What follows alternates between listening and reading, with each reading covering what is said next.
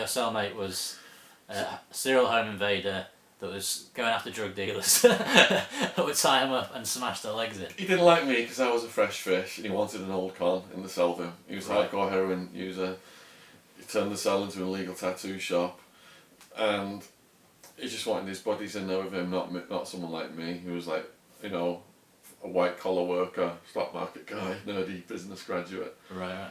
So he schemed to have he knew my family was flying 5,000 miles to visit me for Christmas, so his mate attacked me when I was going to visit my mum and dad. No way. Yeah, that didn't end well. It was a big 20-stone guy who I tried to hit back, and it was like hitting a bag of cement. Yeah. So he smashed me. My mum's asked me what's wrong at the visit, I can't say. In the end, I got moved out of that cell, and I got a new cellmate called Long Island, and he introduced me to two Tonys. Who was a Mafia multiple homicide guy doing a 141-year sentence who started to protect me. He was looking for someone to write his life story. Yeah, I was just about to come on to this. Did you end up getting any protection? Because I can imagine you must go in prison and be able to spot the people like you just said about white collar workers. Yeah. Like people must have been able to spot you like that. I don't know if that was the case or not. And that must have been like a threat. I was down with the prison walk. I was down with the prison lingo. You know, doing this thing. Yeah. They could still see through me a mile away. Yeah. I mean, I guess if you've lived that life, you can just tell, okay? Prison. I don't know if you felt this in the military, but everyone sees through everyone because you can't front, because it's almost like everyone's in everyone's faces constantly. Right. So the people get a good understanding of each other very quickly. Yeah. It's almost like they can penetrate you psychologically. Yeah. Yeah. So you mentioned two Tonys, and he become, I guess, was he like a protector or a mentor? Or? Two Tonys worked for the Banana crime family who inspired the Godfather movie. Right. His boss, the boss of the family, was Joe Bonanno Senior, and the guy who schooled two Tonys in burying dead bodies and stuff like strong arm stuff was Charlie Battaglia. And there's a hierarchy in prison, so if you're a murderer and you've murdered only rival gangsters, you're top of respect. Right. If you've murdered a woman or a child, KOS, kill on sight, prisoners try and kill those guys when they come in. It's convict code. So, two Tonys, I became his official biographer, that's what he was introducing me to people as. Yeah. So the respect they had for him started to rub off on me. Yeah. And I never got attacked again. I got in some situations, but I never got attacked again once I was under two Tonys' wing. Right. Yeah. What were the situations? I wrote a blog about how prisoners were making items from the inmate store and using it to make syringes out of. Long Island said this would be a good idea, the public would be interested in it, you're not using any real names, it's not snitching, the guards already know. I should have known better, because the drugs business is the absolute priority of the gang in prison, and anyone who gets in the way of that, heaven help them, they're going to get crushed. So I should have known better, but I made a big mistake, and it almost cost me my life, because a shot caller on yard 1, which was adjacent to my yard, put out a green light to have me attacked or killed. He said, but what he did was he told the yard that I was putting people's real names online. Right. So the first thing was, I'm in the chow hall, my mate comes in, and he says, look, shot caller's saying you're putting real names online, I know you wouldn't do that, you're not that stupid, are you? And I said, no, and I showed him the blog, and he goes, well, let's take it over to two Tonys, and we go over to two Tonys, and two Tonys said, this is a dumb thing, don't ever write about drugs, take that down immediately. I'm going to try and call in a favour and make this go away. So for over 3 days, when my parents were visiting again, all hell was breaking loose. Yeah. Couldn't even take a shower.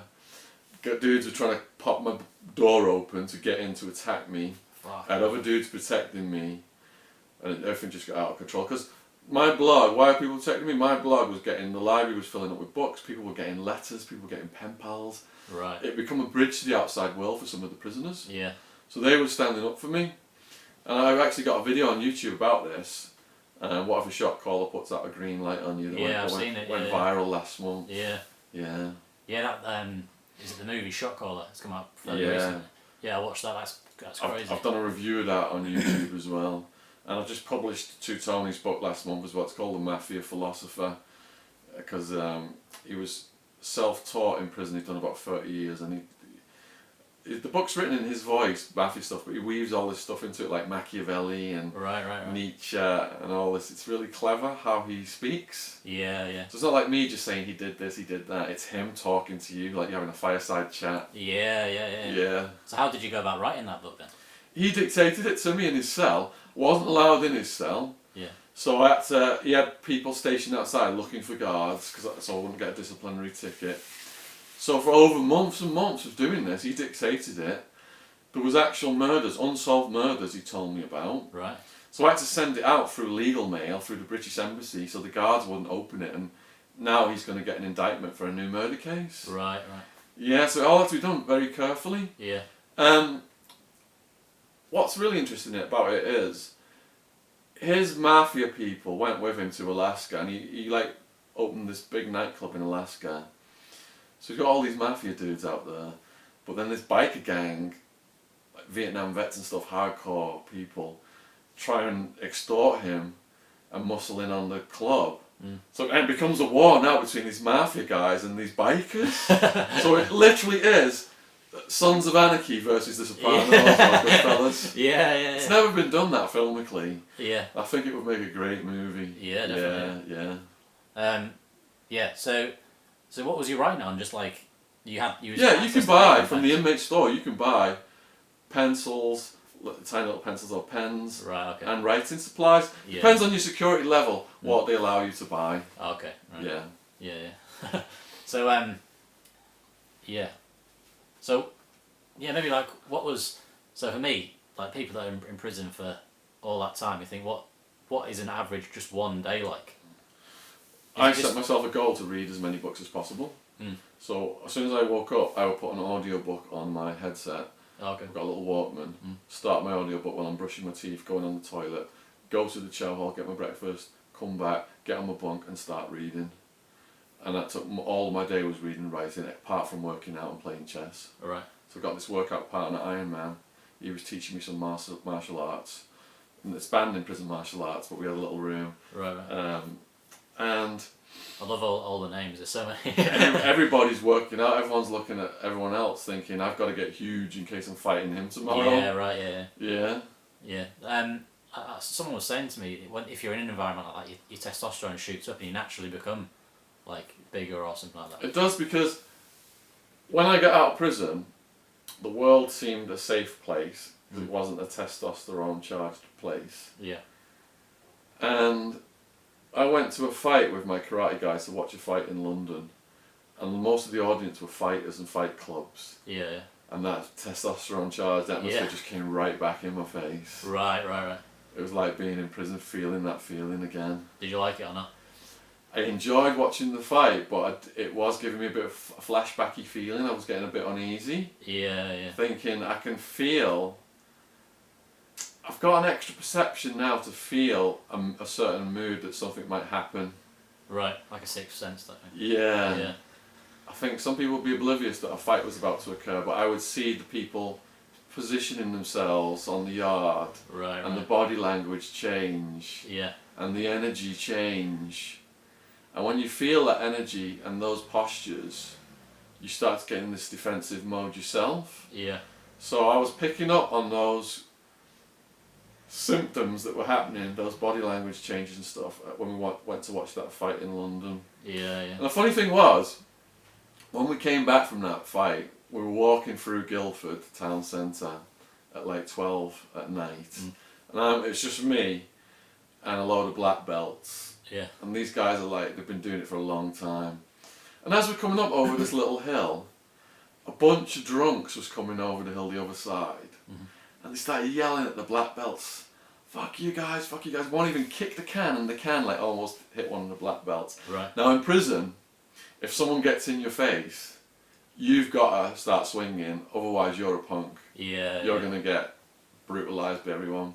But the black belts, they walked through these drunks as if they didn't even exist, and their conversation didn't even stop what they were talking about. And that was a huge lesson for me about the laws that work in prison and how they don't work in the outside world. Yeah. I mean, these black belts, they could have put those guys down in a heartbeat, the drunks. It would have been the easiest thing in the world.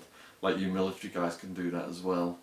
But they knew that it was just a waste of their energy. They shouldn't. The mature thing to do was not even to give them the time of day. Yeah. Contrary to prison, where if you don't stand up for yourself, you're a punk. Yeah, that's really interesting. So yeah. Because I was bracing when I saw these drunks yelling. I'm bracing, thinking prison rules are going to apply now. Yeah. These guys aren't going to be disrespected by these fools. Yeah. These guys have got all the skills in the world. Yeah, it's about to kick off. They're about to knock these guys out. Yeah. So when they walked through them, like it was almost like they were ghosts. Right. Walking through them. And I couldn't understand what was going on. It took me a few days to process what had just happened. Yeah. It's weird how you get these almost like big life lessons in the most weird scenarios like that. And it always seems to happen that way, and then you'd be like, what just happened there? And you unpick it, and it's so much bigger than what you could realise. It was. So it was a lesson for me, because I had a few incidences of prison rage when I got out. But it was a lesson for me that doesn't work in society. Yeah. I think it's very tough once you, I guess the military would be probably not as violent as it is in prison, but there is like I was in the infantry, so it's always like, what would you call it? Controlled aggression, you know. Yeah. So your instant reaction to a problem is to treat it with aggression, you know. Yeah. And that's quite hard to get out of and realise that, I spent ages just getting stressed. But then I think I internalised that aggression onto myself, which is what led to a lot of mental health things. I imagine. I don't know if that was anything like that for you. You internalise everything. Yeah. And it takes yoga and meditation and therapy to deal with it. Yeah. Yeah. For me, yeah. So I guess that's an interesting point. So you was in this maximum security prison where there was violence breaking out, you felt under threat, that you've met serial killers with pentagrams, or home invaders with pentagrams. How did yoga come into that situation? My sister sent me a book, Yoga Made Easy, and I hid it under my mattress in jail because I didn't want the guys to think I was a sissy and beat me up. Yeah. But when I finally started doing it, I was so embarrassed I waited till no one was around, and I did all the yoga, forward bend, side bend, spinal twist, cat, dog, lay down at the end in corpse pose, flat on my back, and I felt all the stress coming up my shoulders. I used to take drugs to feel like this. You can actually do this naturally. Yeah. So because I've got that manic energy, I threw it into it. And I credit it, because I was on meds a little bit on and off in prison, so I credit it with helping me mostly stay off the meds. Yeah. And I also credit it with helping me get established back into the real world, because I maintained the yoga discipline when I got out and the workout discipline when I got out and joined the dojo when I got out. And that physical movement changes the mental. Yeah. And if you're trying to reintegrate back into society, you're a bit institutionalised, and you've got little bouts of depression and stuff like that, get moving, get doing physical stuff, and get releasing those healthy chemicals from the brain to counteract it. Yeah. So I wrote a blog on yoga for PTSD. Oh, okay, cool. Yeah. I'd be interested to read that. Yeah, because I think it's the most natural thing possible. I was just listening to the Joe Rogan podcast, and he had this wrestler on the other day. DDP. I just listened to that myself, And I couldn't believe it, this big macho guy. Yeah. He's all about yoga. Because I'd say to my karate guys, come and do yoga. Yeah. It'd be like asking them to go ballet dancing. Yeah. But they start yoga out with 15 minutes. They start karate out with 15 minutes of yoga stretching, but they just call it stretching, they don't call it yoga. Yeah.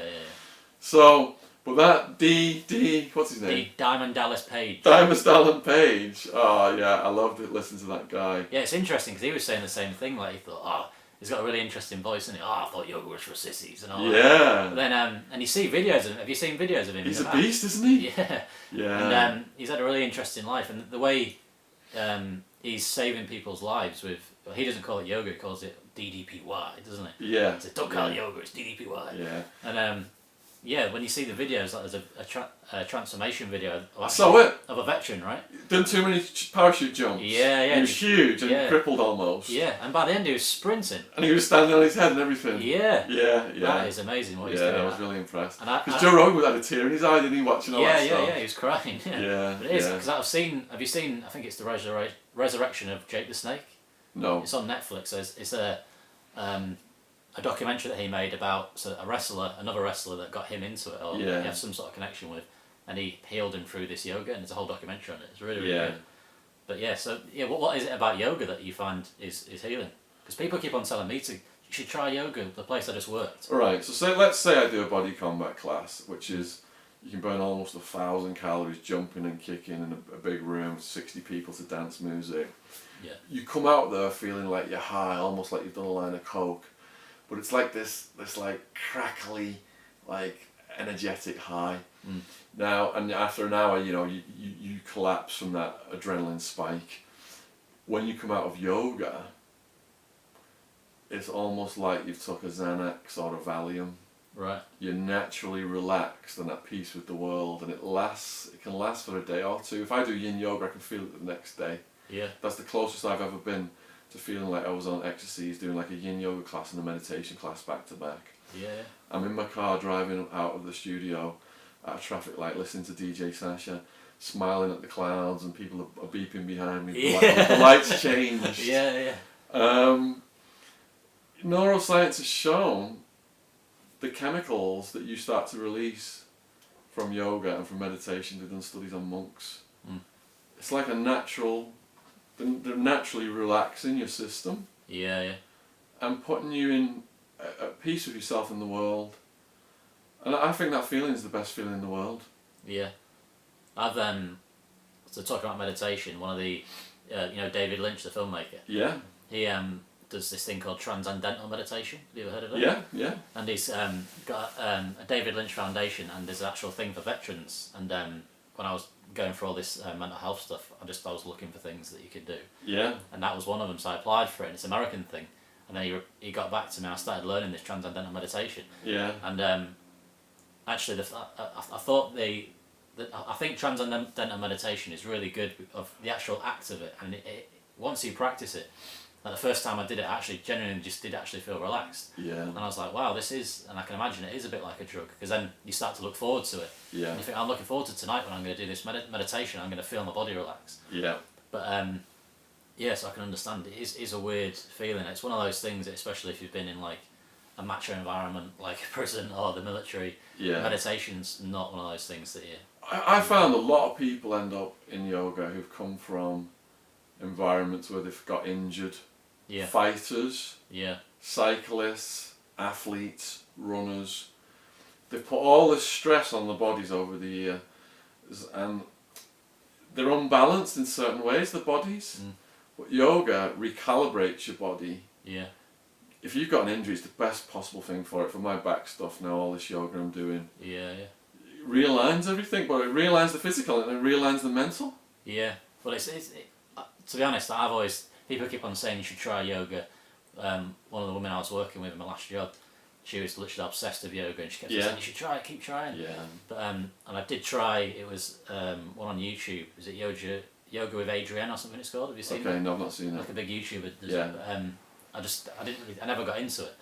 But then when I saw that DDP podcast, I thought, oh, there's definitely something.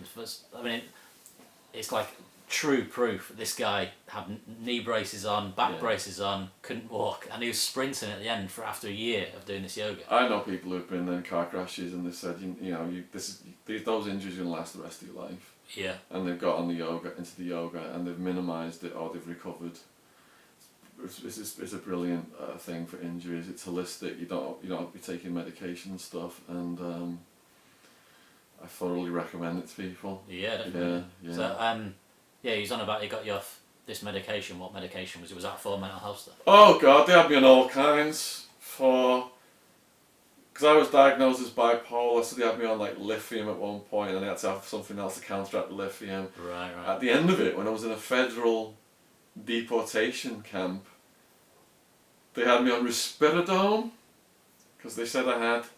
What's risperidone?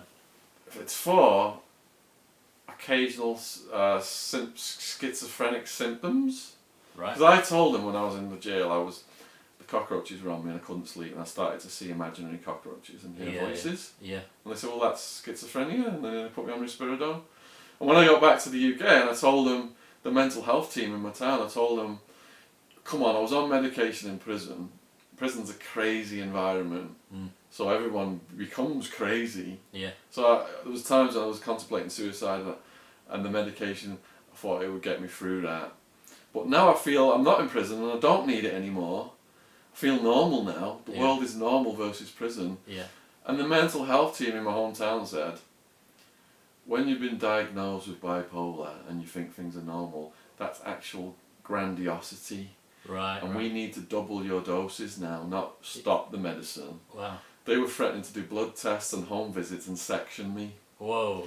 Yeah. And it got to the point where I moved down south and my medical file didn't transfer and it all ended. Yeah, yeah. They thought I was absolutely nuts. It's a crazy scene, this whole pharmaceutical scene, especially in America. Yeah. But they seem to be inventing drugs to counteract some disease, and then inventing a drug that has to go with that drug to sell more. It's just drugs. an industry. Yeah, It's yeah. just a racket. The military, the US military is the biggest customer. Really? And the prison system is the second biggest customer for pharmaceuticals. It's insane, isn't it? It's all the money maker at the taxpayer's expense. I mean, the amount of money, like, so the last place I was working on, one of the campaigns is actually about pharmaceuticals. Yeah. And the amount of that they mark up, so a drug that costs, well, these aren't exact statistics, but £2 or something, Yeah. they'll sell for £200 or Of even course, more, yeah. like 5,000% Yeah. increase in the Yeah. profits. When Wildman got back to the Witness mental health team, and Wildman's had red dots in his head at times to hurt people since he was a teenager. Right. When he told Fucking hell. the mental health team that, they said he was making it up and faking mental illness to try and claim extra benefits. Right. And wouldn't give him anything. Yeah. It is. It's such a strange thing, mental health. I found it really weird because at first I always thought, so the first time, so I got diagnosed with depression about 2 years after I got out of the army. Yeah. This is when I was like locking myself in the house, shutting all the curtains, not going out, nothing. And the first time I heard about it was I was working in a factory, and someone come up and whispered to me about someone, oh, that guy's got depression, he's on medication and stuff. Yeah. And my first response was, that's fucking weird. Like, I thought depression was like something that women got. That was my initial response. So when you start going through these things, and then actually like, shit, I've actually got depression, you don't want to tell anyone about it. But then even if you do, it's almost like, there's loads of stuff in the news about, oh, we're trying to help mental health, but it doesn't really, not all the time feel that way. Like you just said, these people are there to help, but they don't really want to help. It's so stigmatised. The stigma around it. So you think that when you've got something, you don't want to own up to it, especially if you're a man. But actually, everybody goes through something in their life that you could say was a mental disorder. There's nobody who's not going to lose their cool and do something crazy at some point in their lives. Yeah. And not all mental places are bad. I'm a patron for a charity out of Guildford actually called Oakleaf. Okay. And they have a holistic approach to helping people. Yeah. And, they do yoga classes, woodwork, give them skills on computers and all that kind of thing, and, get them channeling their energy into positive stuff. Yeah. And what was it, so was you always bipolar, or was it the prison system that... No, they diagnosed me as bipolar just at my sentencing hearing, because they looked back at my life and said, I've got all these extreme ups and downs where 1 minute I'm on top of the world, the next minute I'm taking all these drugs to self-medicate, social anxiety and feeling depressed. Yeah, okay. Yeah. So, you got sidetracked on the mental health with that. Yeah, okay. So, I think I've read somewhere, I don't know if this is right or not, but are you a Buddhist or do you practice Buddhism? No. Oh, you don't? Oh, okay. Mm-mm. I converted to the Hindu religion to get a vegetarian religious diet in prison. Oh, maybe that's where I heard it from. Okay, yeah. So how did you actually go about, so you didn't want to show people that you were doing yoga in prison and meditation? In the beginning. Oh, okay. So by the end I was teaching a yoga class. Oh, really? Yeah, and I tell them, because my dad sent me this book on extreme yoga, and when I was in Supermax I was doing it for hours every night and I learned all these upside down positions. So I thought, this stuff's pretty cool, God comes along in the middle of the night, shines his light and I'm hung upside down like a bat. God damn, Attwood, what are you doing in the yoga? So I was doing these positions on the rec field when I was in minimum security, no longer ashamed, and the prisoners were coming up to me asking me to teach them a yoga class. And I'd say stuff to them like, if you can do the splits, when you get in a fight you'll be able to kick someone in the head. Yeah, right. Get your foot right up here. Yeah. Just entice them, knowing if they did yoga they weren't going to get into no fights, they'd be all chilled out. That's your salesman, isn't it? Yeah. Your business acumen again. Yeah. Okay, so you spent, how long was it you spent in prison? 5 3/4 years exactly. Okay, 5 years. And how did you end up getting out? So, I got deported. Have you seen that movie Connor? Yeah. Connor, Nicolas Cage, on the plane, all the prisoners shackled up, federal marshals guarding them, can't even get up and go to the loo.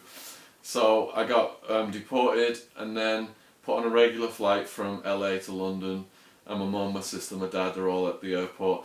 And on my YouTube channel you've got some pictures of me. I think I'm at Heathrow Airport, all stubbly. Yeah. I look shell shocked. Yeah.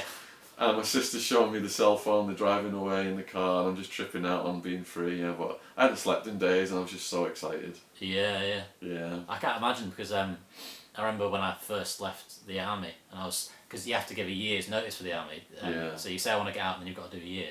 Yeah. And I remember being on the train journey home, and I'm feeling like I've got my freedom back. Yeah. And even then, I could leave camp. I was basically free. Just I was let down to the army. But to come out, different world for you, was it? yeah, it was just that feeling of like, I don't know. It must have been like even more intense to come out from an American prison to fly to England and be like, fucking hell. It was intense, and you can see on that YouTube video on my face. It's like I'm like, yeah. what is going on? Was that the moment you're just like, oh, what the fuck has just happened? Yeah. Yeah. There's like, what's that scene in Shawshank Redemption where he's outside in the rain going, ah. Yeah. It's kind of like that. And so how did you then adjust to living in? Well, Mum said I was like a puppy dog falling around the house waiting for orders in the first few weeks or months. So it was a year and a half before I got my head straight and started doing the talks in the schools, and I moved down south. And what was that transition like? Once I felt okay and independent enough to move, it was exciting. It was like when I went to America, I had nothing, and this is an exciting adventure just beginning. I felt that again. Right, okay. This is I've got a new lease on life. Yeah. I could be in prison right now. Everything's gravy. Yeah. And I just really appreciated what I had and the small things, even though I didn't have much money. Yeah. So now I've got this adventure. I've got a course set now where my goal is to be an author and a public speaker. And I'm going to throw my manic energy into that, and that was my new path. Yeah. So it took you how long? A year and a half before you said you felt better. Yeah, to do a talk. So what was stopping you in that year and a half? I couldn't go up in an audience and get in front of a lot of people and talk about it. It was too raw. Yeah. No, I've found that. I've spoken about my experience, and when I'm talking about it, it's fine. But then it's like, I know. Yeah, I've had to leave jobs because of that, because you're constantly thinking and talking about it. Because I really wanted to speak to you about this, because you are getting up and divulging your, I don't know if it's the worst bits of your past, but this past that has affected you all the time, and continuously talking about it and how that must affect you, or does it not affect you? Or you learn to live with it. Still affects me. Even when I started talking about things, there was things I couldn't talk about. Right. So over the last 10 years as a public speaker, it took so many years to talk about certain things that I now talk about. Yeah. I know when I spoke at a prison in Wigan, and when I'd only recently got out, been 2 or 3 years, and I was telling them about a fight I got in, but I really minimised it because I didn't want to. I was ashamed because I got beat up. Right. And the prisoners picked up on that right away. Yeah. And it was too raw, and I couldn't put it out there properly. Yeah. And then there was a situation where I almost got beat to death as a teenager by some drunks, which I later on when I had therapy realised I had to address this situation because it was one of the root causes of me taking drugs for my anxiety. Right. My anxiety was compounded by almost getting beat to death by these guys. They hit me in the face with an iron bar, knocking bits of my teeth out and stuff. Fuck yeah. And what happened was I was in a karate lineup whereby you have to fight 10 guys in a row.